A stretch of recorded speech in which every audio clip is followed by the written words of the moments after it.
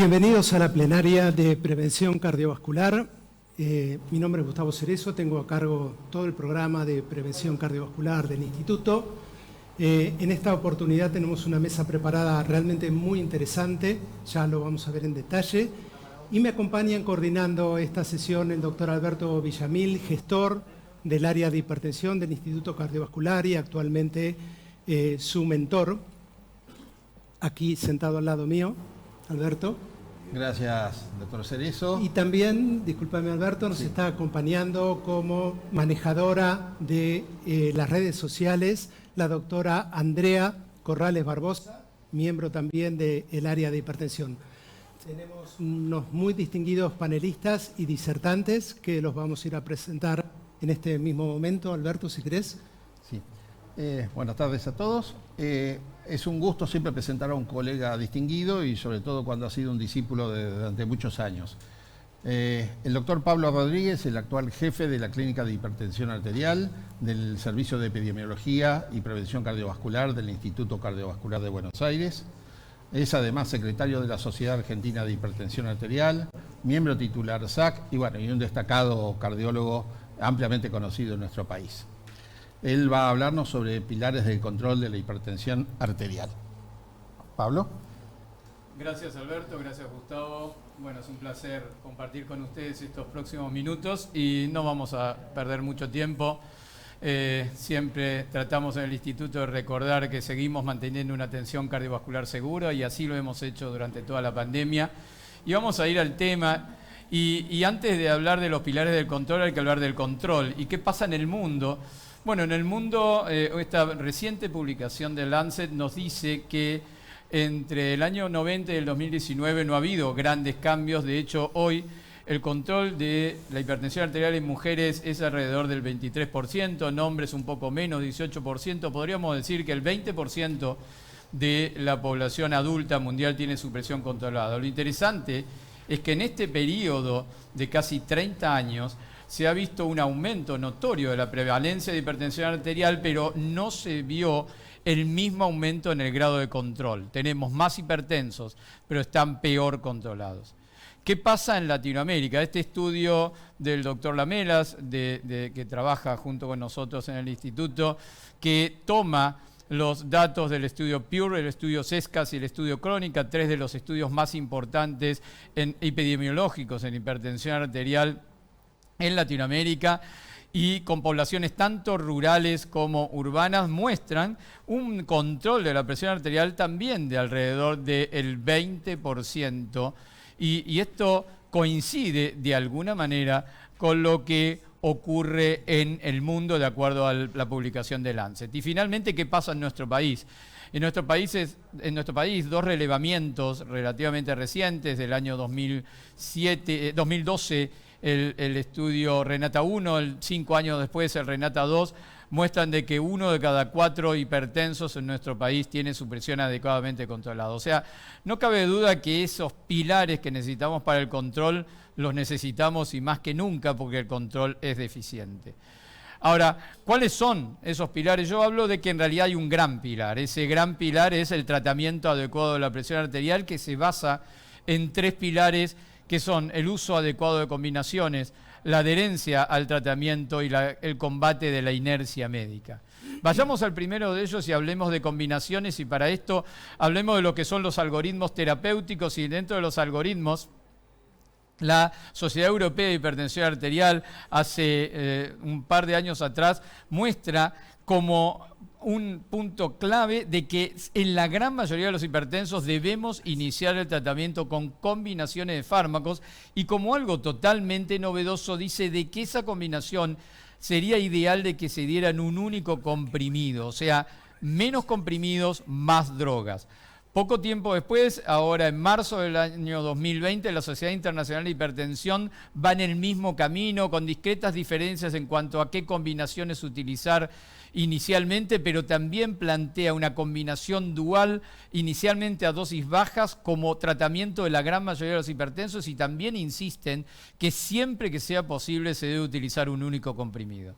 Ahora, más allá de esto, lo que tenemos que saber es si las combinaciones son más eficaces. Y este estudio, este metaanálisis de Wall del año 2009, nos muestra en amarillo que si nosotros duplicamos las dosis de una dosis estándar de cualquier antihipertensivo, logramos hasta 1/5 del efecto que lograríamos si combinamos dos grupos de drogas entre sí, independientemente de cuáles sean esos grupos de drogas. Y lo que podemos ver de la eficacia de combinar lo tenemos en un estudio reciente realizado en nuestro país a través de la Sociedad Argentina de Hipertensión Arterial, que fue el estudio Charter, en 10 centros de tratamiento de la hipertensión arterial en todo nuestro país, donde se vio de que el 65% de los pacientes alcanzaban un adecuado control, muchísimo mejor que ese 1 de cada 4 que mostrábamos inicialmente, pero el 70% de los pacientes estaban tratados con combinaciones de fármacos. Ahora, que sea eficaz significa que baja la presión arterial. Ahora, lo que también tenemos que lograr es que ese descenso de la presión arterial disminuya los eventos. Esta publicación reciente nos muestra en distintas poblaciones, desde Italia hasta México, pasando por Rusia, China y Corea del Sur, que si utilizamos combinaciones, como vemos en las barras azules, logramos reducir mucho más los eventos. Lo que vemos son los eventos que evitaríamos con combinaciones de drogas, y en las barras grises vemos qué pasa si esas combinaciones, en lugar de ser combinaciones selectivas, son combinaciones fijas. Entonces, avalando de alguna manera lo que las sociedades internacionales dicen en este momento, que debemos combinar drogas y en lo posible en un único comprimido. El segundo de los pilares es la adherencia al tratamiento, y también voy a referirme a un estudio hecho en nuestro país del doctor Walter Speche, que mostró que la adherencia alta logra un mucho mejor porcentaje de pacientes controlados, alrededor del 65%, y lo que llama la atención en este estudio, que tener una adherencia media o baja no tiene diferencia, o sea, debemos ser bien adherentes al tratamiento para tener un mejor control. Y en un análisis reciente del doctor Parati, en donde participó nuestro invitado, el doctor Antonio Coca, se muestra que en distintos estudios relacionados a lo que es adherencia al tratamiento y el uso de combinaciones fijas, la combinación fija mejora la adherencia, mejora la persistencia, pero también mejora el control de la presión arterial, de modo que casi el 70% de los estudios que utilizaron combinaciones fijas muestran una presión arterial controlada. Y finalmente el tercero de los pilares, la inercia, el rol nuestro, el rol del profesional en el tratamiento. Y fíjense, este es un estudio brasileño de hace algunos años atrás, que muestra que en un grupo de pacientes se hicieron 2080 mediciones, de las cuales el 60% aproximadamente eran anormales. Sin embargo, solamente en 150 pacientes se ajustó, en 150 de esas presiones se ajustó el tratamiento. O sea, evidentemente una falla en cuanto a el corregir el tratamiento, y no hubo diferencias en cuanto a las características entre aquellos que tenían una presión normal o los que tenían una presión anormal. Y lo que tenemos que tener en cuenta es de que si uno trabaja sobre la inercia, si le da herramientas al médico para mejorar la inercia, se mejora realmente este parámetro y entonces tenemos menos inercia médica. Por ende, me parece que esta imagen de alguna manera es el mensaje final. El control de la presión arterial sigue estando allá lejos, en esa loma al final del camino, en un camino tortuoso, difícil, que tendremos que recorrer tomando en cuenta estas 3 flechas: usar combinaciones de antihipertensivos en forma adecuada, mejorar la adherencia, van a hacer que el control sea mejor, pero también debemos evitar la inercia, que es esa flecha que nos lleva para el camino contrario. Muchas gracias. Bueno, para seguir un poco con la mecánica de esta presentación, voy a presentar a la doctora Paula Aris Navarreta, que es médica de la Clínica de Hipertensión Arterial y del Servicio de Emergencia del Instituto Cardiovascular. Y ella va a mostrar un caso clínico para tratar de ahondar un poco más en esto que es el riesgo residual. Paula. Gracias, doctor. Bueno, para empezar, el paciente que les voy a comentar es un paciente de sexo masculino de 63 años de edad. que conocimos por primera vez en el consultorio de hipertensión arterial en noviembre del 2017. El paciente, su motivo de consulta fue por hipertensión arterial.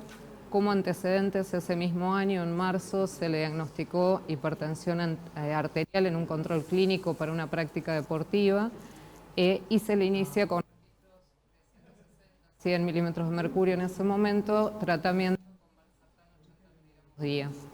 Como antecedentes personales, el paciente es ex-tabaquista, fumó desde los 14 a los 44 años de edad, 30 pack year.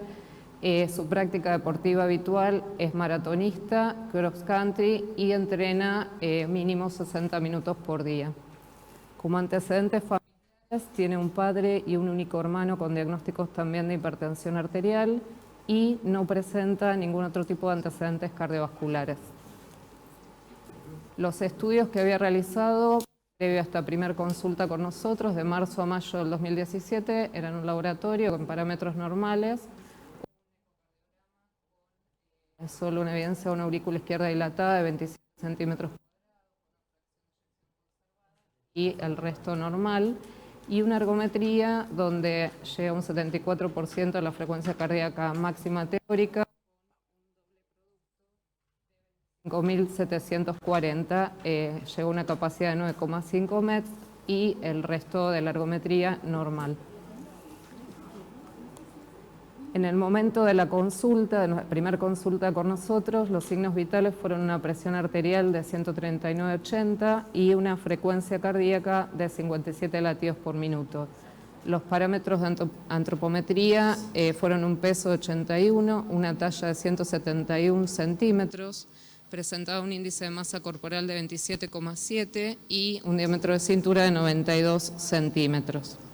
El resto del examen físico no había ningún tipo de particularidad y el paciente se encontraba asintomático. Como primer pregunta, bueno, nos planteamos en ese momento si citarlo en 3 meses, si nuevos estudios, si realizar un monitoreo ambulatorio para ver si su presión está adecuadamente controlada y dentro de esos estudios solicitar otros como un Doppler de vasos de cuello, una velocidad de onda de pulso o evaluar hipertensión secundaria. En nuestro caso lo que se decidió fue solicitar estudios. Dentro de ellos se solicitó un monitoreo ambulatorio de presión arterial, cuyo informe, bueno, en el gráfico podemos ver que fue insuficiente la técnica, que hay algunos momentos en los cuales los valores no se registraron, pero en conclusión, dentro de las 24 horas presentó un promedio de presiones de 131/78 con 64 latidos por minuto. Los registros diurnos fueron de 133/79 milímetros de mercurio a 65 latidos por minuto y los nocturnos, ahí observamos unos valores leves de hipertensión arterial de 123/73 en promedio, 61 latidos por minuto, pero con un adecuado descenso nocturno de 10,3%. Otro de los estudios, como para valorar la extensibilidad arterial y marcador de daño de órgano blanco, se solicitó una velocidad de onda de pulso que para un paciente que tenía menos de 65 años se consideró en valores adecuados. Este paciente lo seguimos en consultorio desde el 2017, principios del 2018. En mayo de ese año le realizamos un Doppler cardíaco, un ecoestrés, un Doppler de vasos de cuello que fueron normales.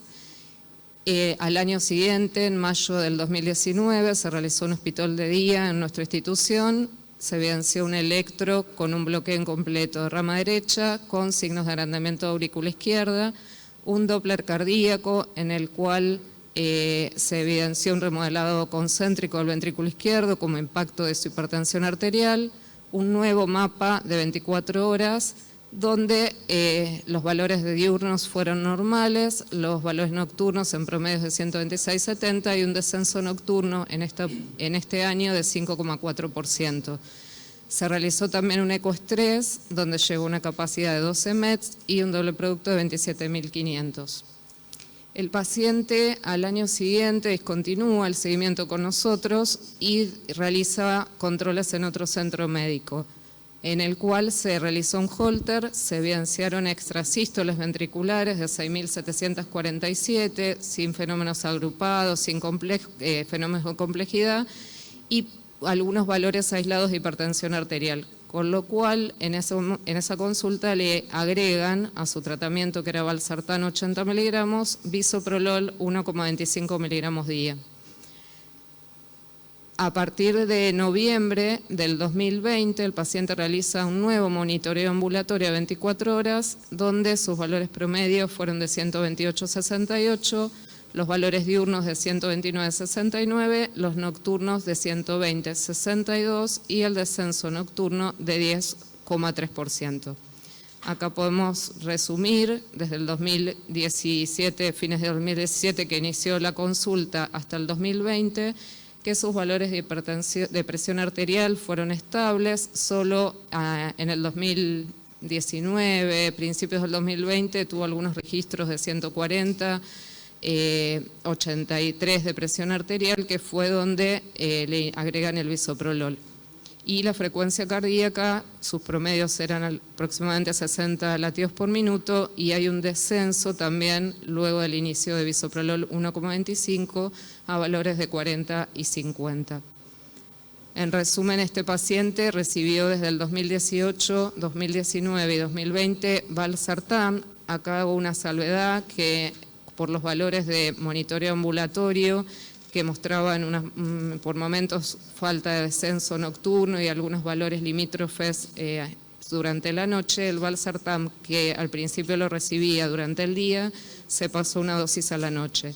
Y el bisoprolol, que se le agregó en otro centro por extrasístoles ventriculares, fueron unos meses y después se suspende, se discontinúa por bradicardia sinusal. En estos mismos años, los controles o los parámetros de laboratorio del paciente fueron estables desde el 2017 al 2021. Las glucemias fueron 104, 102 en los primeros 2 años de seguimiento, en el último año 99. La creatinina se mantuvo estable, igual que el filtrado glomerular. El sodio y el potasio también en valores normales, y su perfil lipídico, el colesterol total, siempre por debajo de 200. El HDL al inicio de las consultas en el 2017 fueron de 85 y a partir del 2019-2021 descendió a 69-60. El LDL inició con valores de 63, 117 y en este último año 81, y los triglicéridos estables y normales siempre. Y la relación albúmina-creatinina de 7.3, que se dosó, se logró ese valor en el 2019.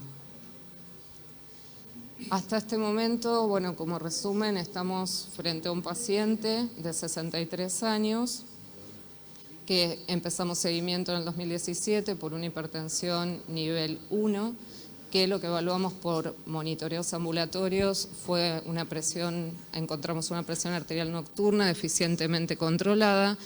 En Doppler se evidenció remodelado concéntrico del ventrículo izquierdo, dilatación de aurícula izquierda, y que era un paciente deportista que realizaba maratones, cross country como deporte habitual.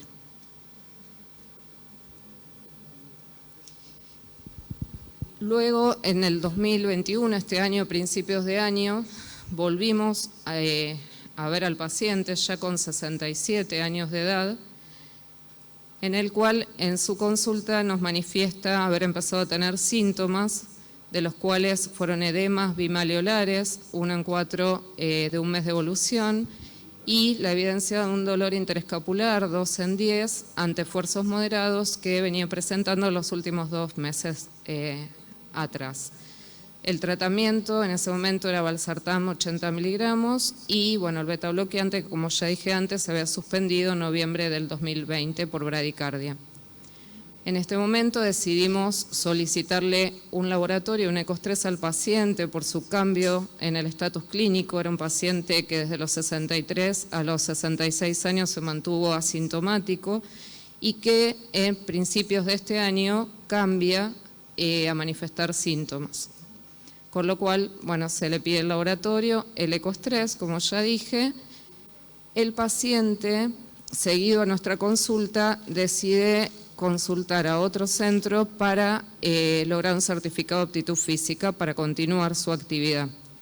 El 30 de marzo se realiza en ese lugar una ergometría donde llega un 82% de la frecuencia cardíaca máxima teórica, con un doble producto de 22.500 y llegando a una capacidad de 9,4 METs.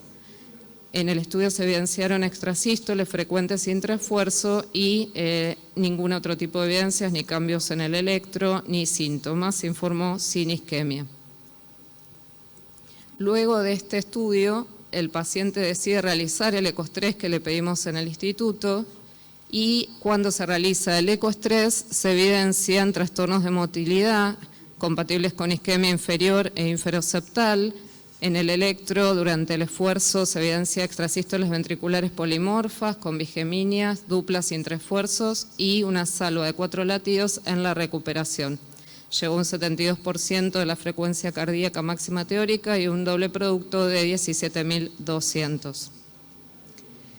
Ante este paciente que durante en el último mes presentó primero una ergometría considerada sin isquemia y al mes un ecoestrés positivo, por la discordancia de los resultados de ambos estudios se decidió solicitar un estudio más para corroborar o llegar a la conclusión diagnóstica, que fue una cámara gamma.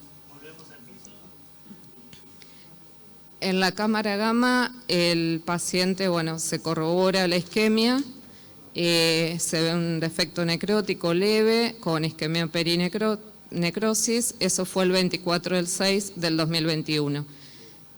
El paciente ya desde el resultado del ecoestrés se había agregado al tratamiento estatinas, aspirinas y se había aumentado el valsartán.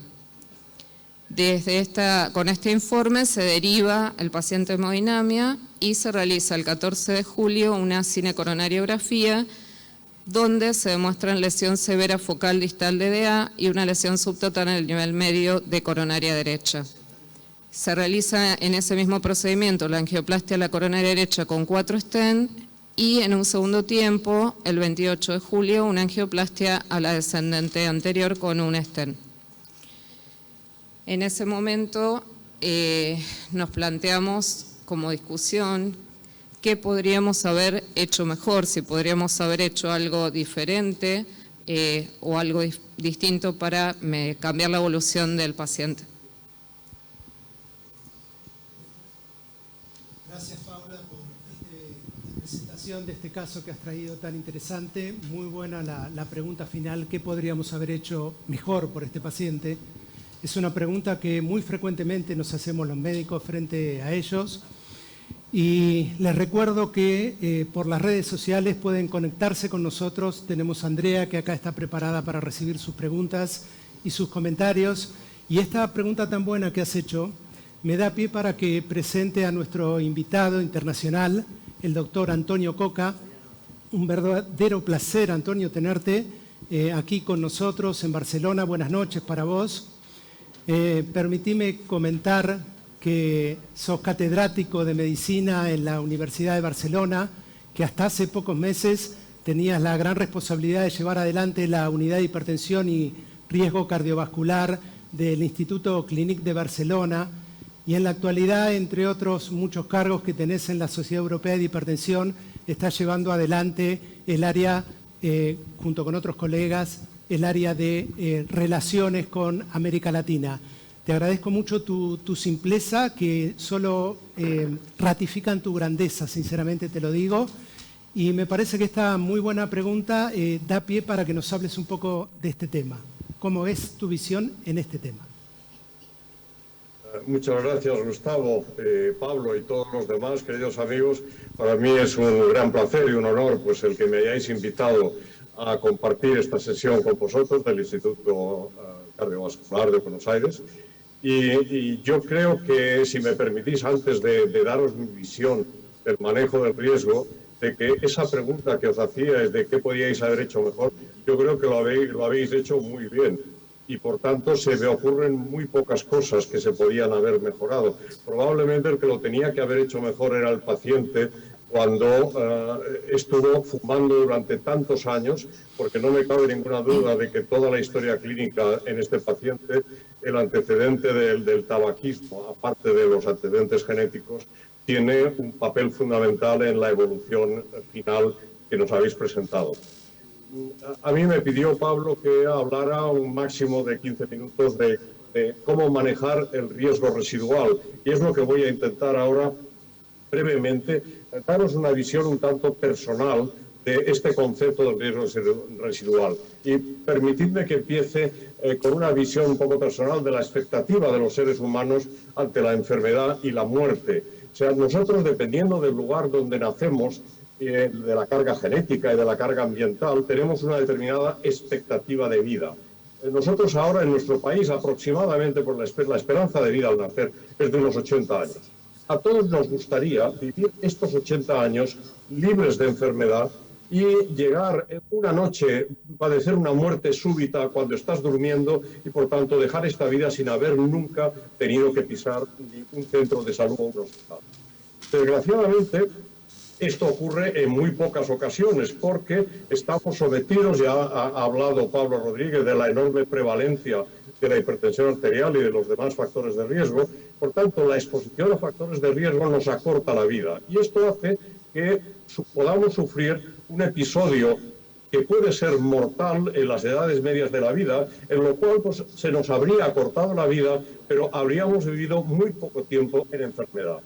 La otra alternativa, que yo creo que es la peor, es sufrir un episodio no mortal de una manera precoz y vivir muchos años tras ese episodio no mortal hasta llegar al momento final.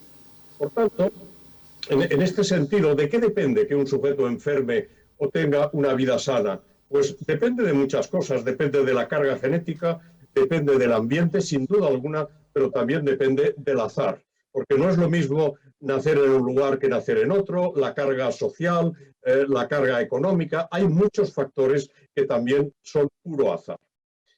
Dicho esto, todos conocéis el continuum cardiovascular, la historia natural de la enfermedad cardiovascular que Victor Zauno publicó hace ya en el año 2006, en el cual esta confluencia de los genes y el estilo de vida es el determinante de la aparición de los llamados factores de riesgo cardiovascular: hipertensión, diabetes, dislipidemia, obesidad, tabaquismo. En estos factores van evolucionando, modificando la estructura y la función de las arterias, provocando remodelado vascular, arteriolosclerosis, afectan al corazón, provocando remodelado concéntrico, hipertrofia del ventrículo izquierdo, aumento del grosor íntima media en las arterias y también en el cerebro, pues infartos lacunares o lesiones de sustancia blanca, y en el riñón se manifiesta precozmente por microalbuminuria. Se puede estar muchos años en esta fase totalmente silenciosa de la enfermedad hasta que aparece el evento cardiovascular, que puede ser no mortal, con lo cual, si el evento no es mortal, pueden ocurrir episodios reincidentes no mortales, sea del mismo evento o de otro, porque es muy común que los pacientes que han padecido un infarto de miocardio puedan tener un ictus o viceversa. Finalmente, la lesión renal, que es progresiva, puede acabar en algunos pacientes en una fase de insuficiencia renal terminal, acabar con diálisis, o en el caso de las lesiones cerebrales, acabar con un cuadro de demencia antes de la muerte. En ese continuo cardiovascular, el riesgo va aumentando a medida que progresamos en el continuo.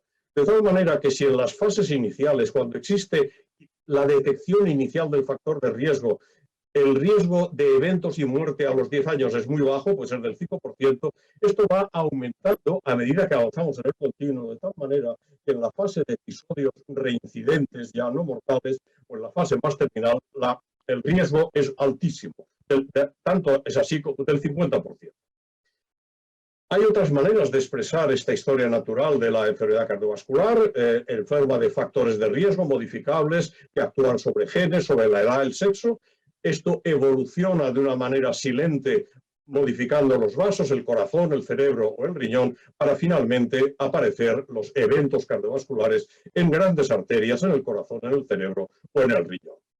Si muestro esta otra manera de expresar el continuo, es porque tal vez sea más fácil entender que mientras nosotros actuemos tratando los factores de riesgo, tenemos dos opciones. Una opción sería trasladar la curva roja a la curva verde y, por tanto, el evento precoz conseguir que se retarde. Eso es lo que nosotros llamamos reducción de la morbilidad cardiovascular. Lo ideal, sin duda alguna, es conseguir que las dos curvas, la roja y la verde, se desplacen hacia la curva amarilla. Y esto es lo que nosotros llamamos reducir la mortalidad. Por tanto, reducción de mortalidad en nuestra terminología, nosotros no salvamos las vidas, lo único que hacemos es posponer el momento final de esta vida. Pues bien, en este contexto de que yo les decía del continuo cardiovascular, si nosotros hacemos esto en la fase silenciosa, desde el factor de riesgo a la lesión silente de los vasos o de las estructuras, hablaremos de prevención primaria. Cuando ya el individuo ha sufrido un evento cardiovascular, es lo que se suele llamar prevención secundaria. A esto le faltaría un paso previo, que es la prevención primordial, es decir, evitar que aparezca el factor de riesgo teniendo una vida cardiovascular saludable, que es, en el caso que nos han explicado, algo que el paciente no hizo, porque el paciente era un buen deportista, hacía ejercicio físico, mantuvo muy bien su peso, mantuvo sus constantes vitales, pero fue un fumador empedernido durante un montón de años y eso le hizo mucho daño en sus arterias coronarias. Pues bien, ¿cómo hemos modificado la historia natural de la enfermedad cardiovascular? Recordemos que los factores de riesgo no son gatillos que disparan el continuo. Los factores de riesgo, la dislipemia, la hipertensión, están presentes en todo el continuo cardiovascular. Y nosotros podemos detectar el factor de riesgo cuando visitamos a un paciente que a lo mejor nos viene a ver porque ya ha padecido un evento cardiovascular. Por tanto, nosotros lo que hemos hecho para modificar la historia es aplicar cambios de estilo de vida y tratamiento farmacológico de los factores de riesgo, por tanto, intentando minimizar la progresión inicial de la enfermedad, hemos aprendido a tratar la lesión en su fase silenciosa y hemos aprendido, y probablemente ahí es donde más se ha avanzado, a tratar los episodios. Desde que tenemos unidades de ictus, desde que tenemos unidad coronaria, la mortalidad por accidente cerebrovascular o por infarto de miocardio se ha reducido de una manera drástica. Nosotros lo que hemos conseguido en todos estos últimos 30, 40 años ha sido mejorar lo que pretendemos, que es la interrupción de la progresión de la enfermedad cardiovascular. A pesar de eso, fíjense que Pablo Rodríguez nos estaba mostrando las escasas, las insuficientes tasas de control global de la hipertensión, pero fíjense que en estos datos del Eurospire, que son datos en Europa a los 6 meses de dar de alta a un paciente en un evento coronario en 27 países europeos. Ven ustedes que a los 6 meses las tasas de control de hipertensión, de LDL colesterol, de glucosa y desde luego la prevalencia de continuar fumando, fíjense que son de alrededor del 50%. Por tanto, el control de los factores de riesgo es muy difícil en la población general y lo es tanto más en la población que ha padecido eventos porque está traduciendo que la enfermedad ha progresado a un nivel enormemente avanzado.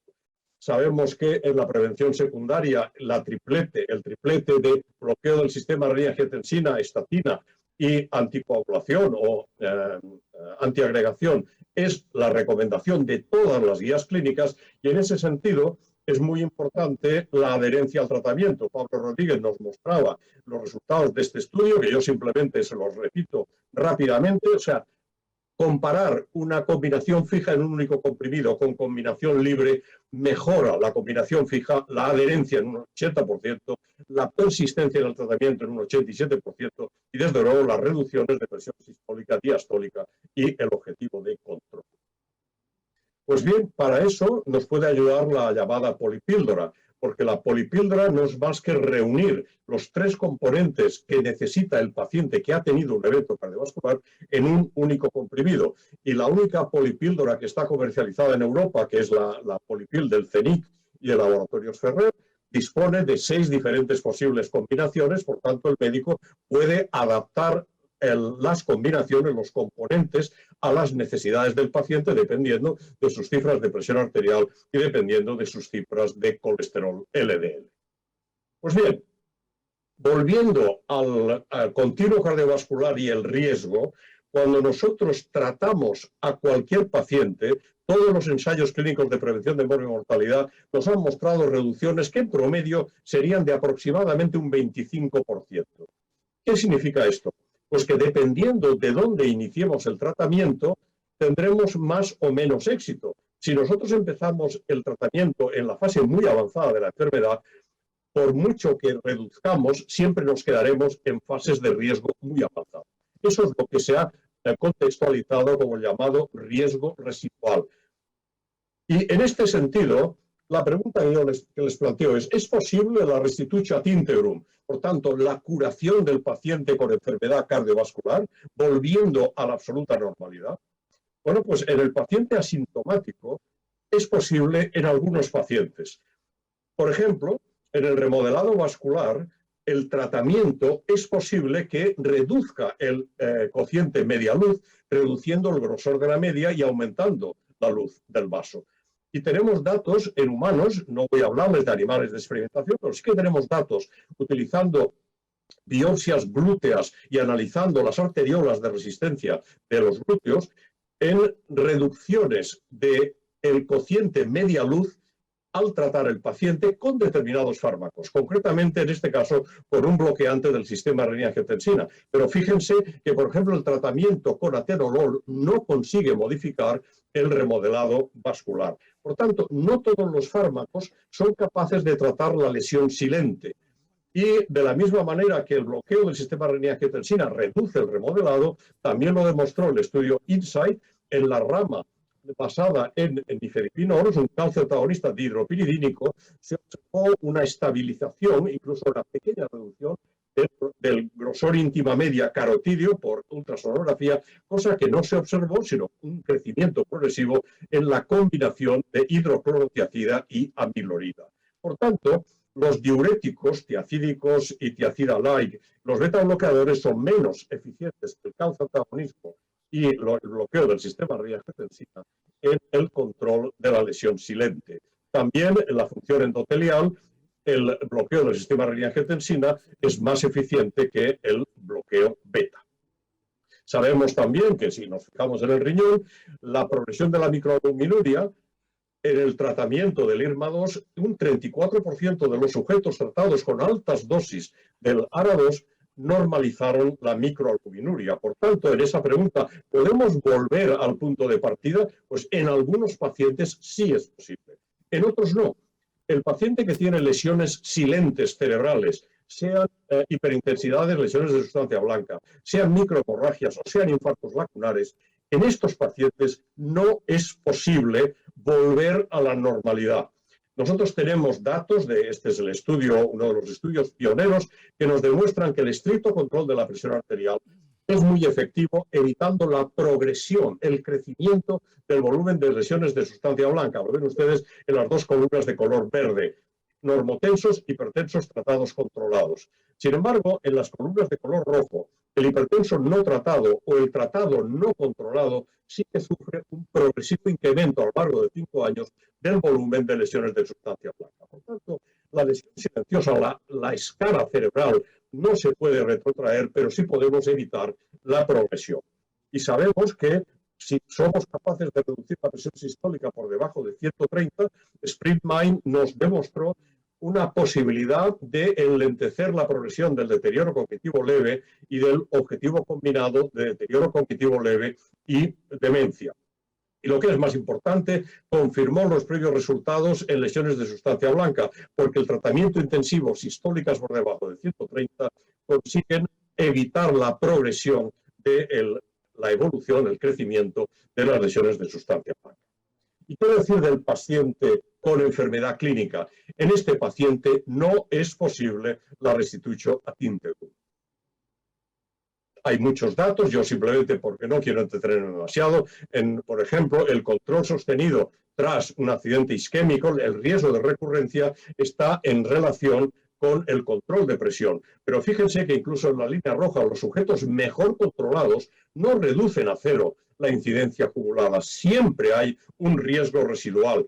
Lo mismo decir del tratamiento con estatinas. En el estudio Sparkle hubo una reducción del 16% del riesgo relativo, pero los sujetos tratados con altas dosis de atorvastatina no redujeron a cero la incidencia acumulada de un ictus recurrente. Por tanto, lo mismo vemos en los tratamientos de la diabetes con empagliflozina, es decir, reducciones importantísimas, pero siempre la rama tratada queda con un riesgo residual. Y todo esto se puede resumir, y estoy ya terminando, en el metaanálisis de Tomopoulos, de Parati y Alberto Zanchetti, en el cual mostraban qué ocurría dependiendo del riesgo cardiovascular con las reducciones de riesgo absoluto y el riesgo residual. Y como ven ustedes, es evidente que cuanto mayor es el riesgo del sujeto, bajamos de riesgo bajo y moderado, alto, muy alto y muy alto, extraordinariamente alto, pero ustedes que a medida que aumenta el riesgo, aumenta en la reducción del riesgo absoluto por el tratamiento, pero también al mismo tiempo aumenta el riesgo residual. Por tanto, la conclusión de todo ello es que el control estricto de los factores de riesgo reduce de manera significativa el riesgo relativo y absoluto de morbilidad y mortalidad cardiovascular en todos los pacientes, tanto si su riesgo inicial es bajo, es moderado o es alto. Sin embargo, en los pacientes de alto riesgo cardiovascular, porque ya han padecido un evento clínico o porque con una lesión silente asintomática el proceso ateromatoso está muy avanzado, existirá siempre un riesgo residual cuya magnitud no puede ser reducida ni por el control más estricto de los factores de riesgo, permaneciendo siempre en el nivel de riesgo. En el caso del estudio SISTEUR en la prevención de demencia, y con esto quisiera terminar, es importante observar que al final de los primeros 4 años, los pacientes tratados con tratamiento activo frente a placebo redujeron significativamente la incidencia de demencia. En la segunda parte del estudio, ya observacional, todos los pacientes de la línea blanca, que eran los tratados con placebo, recibieron, el 80% de ellos, tratamiento activo. A pesar de eso, las curvas de incidencia de demencia se siguieron separando. ¿Por qué enseño esta diapositiva? Porque esto es una prueba más de lo importante que es el tratamiento precoz. Cuanto antes empecemos a tratar, mejor será la expectativa de vida de este sujeto libre de enfermedad cardiovascular. Y esto mismo nos mostró en pacientes de alto riesgo el estudio INSAT, en el que ven ustedes aquí que, el estudio VALUE, en el que ven que los respondedores precoces redujeron de una manera muy significativa los episodios cardíacos, el ictus y la mortalidad total. Por tanto, y termino, la fisiopatología del continuo cardiovascular muestra con absoluta claridad que el tratamiento y control estricto de los factores de riesgo es tanto más efectivo cuanto antes se inicia, pues en el paciente con ya enfermedad establecida mantendrá siempre un riesgo residual no reducible. Y el concepto es cuanto antes mejor. Y lógicamente el reto de futuro es establecer en qué momento debe iniciarse el tratamiento farmacológico, porque no puede ser ni demasiado pronto, y como decía nuestro maestro Alberto Zanchetti, en paz descanse y grato recuerdo para todos, ni demasiado tarde. Nada más y muchas gracias por su atención. Muchísimas gracias, Antonio. Alberto. Como siempre, muy claro, muy didáctico, Antonio, la verdad, sí. Un placer escucharte como siempre. Además, coincido plenamente con la parte final de tu presentación, que este paciente no sé si podíamos haber hecho mucho más. La única forma de evitar más el riesgo hubiera sido tratarlo desde temprano, y no se pudo hacer, pero sí podemos hacerlo con los hijos. Entonces, primera cosa que insistiría es que a todos estos pacientes que estamos viendo, tenemos que ver qué pasa con los hijos en cuanto a sus lípidos, su presión arterial y su glucemia. Permitime que voy a hacer algunas preguntitas acá al panel. Quiero presentarles al doctor Ricardo Rey, que está a cargo de la parte de lípidos del Instituto Cardiovascular de Buenos Aires desde hace muchos años. Y Ricardo, desde el punto de vista lipídico, parecería que este paciente realmente no tenía ninguna razón para recibir estatinas ni para hacerle nada más, pero me gustaría tu opinión. Sí, yo quería un poco contestar el tema de si se podía haber hecho algo más. Yo creo que estuvo muy bien tratado. Creo que cuando uno habla de riesgo, habla de proporciones, y este paciente tenía bajo riesgo. Lo que uno debe decirle a un paciente que tiene en el consultorio es decirle, no hablo de usted en forma individual, digo, de cada 100 personas que tienen sus características, 4 o 5 pueden complicarse. 95 no, lo que yo no sé es si usted está en los 5 o en los 95, que es lo que nos pasó acá. Yo creo que estuvo muy bien tratado y por eso en realidad no tuvo consecuencias finales tan graves, porque queda con buena función ventricular. En definitiva, creo que estuvo muy bien seguido y que se hizo lo que puede hacer la medicina hoy. Si uno lo mira, realmente no tiene indicación de estatinas cuando él tenía 63 años. Porque claro, al final de la película es más fácil, pero a los 63 años no. Porque tenía un LDL de 60. O sea, no hay guía de las guías europeas que hablan en cuanto a categoría por nivel de LDL de indicación. Y de la guía americana, uno podría decir, bueno, tiene menos de 7.5 de riesgo, es bajo riesgo, una estatina a baja intensidad, simplemente por el hecho de ser hipertenso. Podríamos haberlo dado y hubiese pasado de 60 de LDL a ¿cuánto? A 50. Como dijo bien el doctor Coca, la reducción del riesgo relativo ahí iba a ser muy pequeña. Así que yo creo que se hicieron las cosas bien y que bueno, y porque se hicieron las cosas bien podemos presentar el caso de que el paciente se le solucionó un poco tardíamente su problema, digamos. Gracias, Ricardo. Una consideración adicional. Pablo, vos mencionaste que la importancia de las combinaciones en el tratamiento de la hipertensión. Y este paciente, en realidad, la primera visita vino con 160-100. Digamos, empezó con valsartán en dosis baja, una sola droga.